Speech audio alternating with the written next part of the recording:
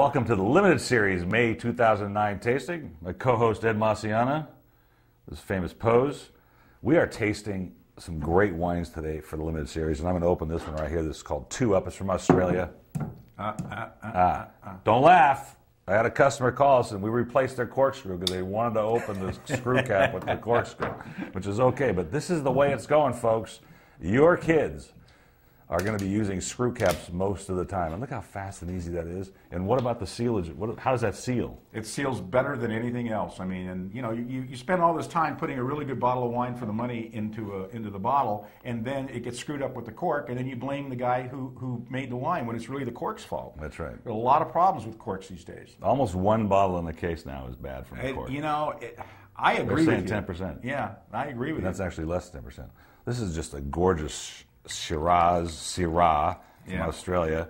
Shiraz, of course, is the grape, and it's a town in Persia. A lot of people think the grape may have come from Persia originally. It's never been proven genetically. I think pretty much they've decided that it really did come from the northern Rhone in France. It did. Yeah. So, I mean, it was grown in Persia, but, you know, who knows who they traded with 6,000 years ago, you know? So Shiraz, Syrah, the same thing. Petit Syrah, completely different grape. Completely different grape. Petit Syrah is actually the Durif grape that's grown in the Rhone, or in the Provence. It's very, very considered pretty ordinary, but we make some great ones in California. Completely different wines. This is a nice, deep magenta. Big wine, yeah. This is the nose is just all blackberries and cherries. Oh man! And some wood. You know, it's got some toast to it. Mm-hmm.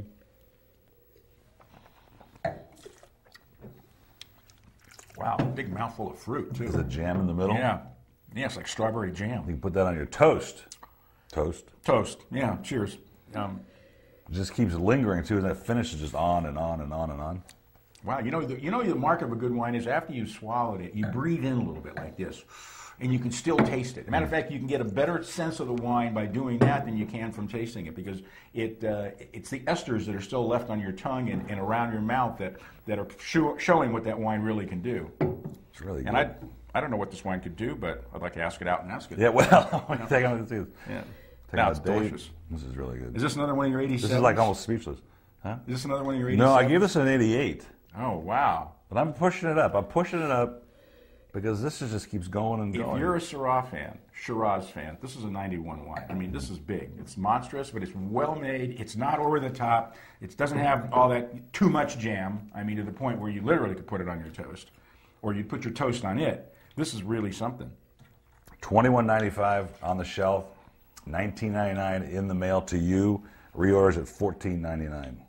Okay, so you think about the shelf wines at Pavilions at $14.99, and they're going to get the standard stuff. I wouldn't know. I don't shop at Pavilions. Oh, well, sorry, I shop here.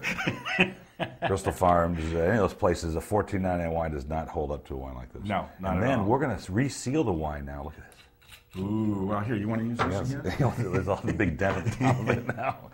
Anyway, great wine. 2 Up from Shiraz, a 2006. This guy's still young. Oh, yeah. Still really young. 2 Up, it's named after a game in Australia. It's put together by a guy that I actually have met a few times in Seattle, Peter Click. Very interesting guy and really knows his wines. And he started importing wines from Australia like 20 years ago, 25 years ago, before they were as popular as they are now. So he was definitely ahead of the curve. So I think you see his name on the back of a bottle, it's probably going to be pretty good. Good wine. This is killer. And the game was a penny game with a paddle, I guess they used to play. It's gambling in Australia. Oh, no. Yeah, sorry. No. All right, second wine, 2005 Matchbook, Tinto Rey, which sort of plays on its Spanish origins. It's got some Tempranillo in it. It's got some Syrah in it. It's a heavy bottle. You know, we did. I think this wine. I think when we weighed it, the case weighed as much as a champagne case. Yeah. But it's a great wine. There were some wines from this winery. I didn't know which one to choose. There were so many good ones to choose from, and I wanted to pick a nice one for you folks. And the nose is just nice and complex. Nice magenta red. Really pretty. I got to tell you though, Paul, the story on this wine was one of the most bizarre stories I have ever read. They named it Matchbook because the guy who owns it, what's his name now? I forgot, but he liked to play with matches, and he used to set things on fire when he was a kid. That's great. Yeah, it's great, you know? Yeah.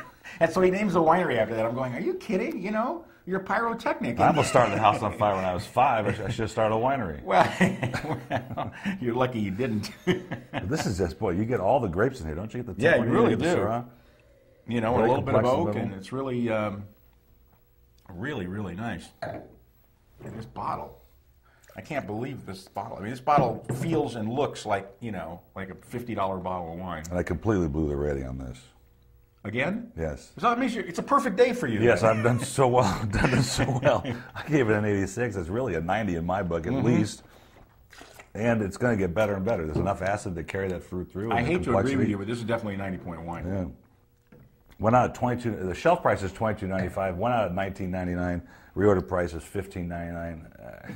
I mean, with just the bottle alone, the manufacturing cost of adding that to your repertoire is without expensive. question. Sure. So for those of you who want to spend $15.99 for just the bottle without the wine in it, we can do that too. Yeah. I'll get you a 1 liter bottle of that, okay? Yeah. Anyway, that's the limited series, May 2009. Thank you, Ed, and we'll see you on the flip side. Salute. Salute.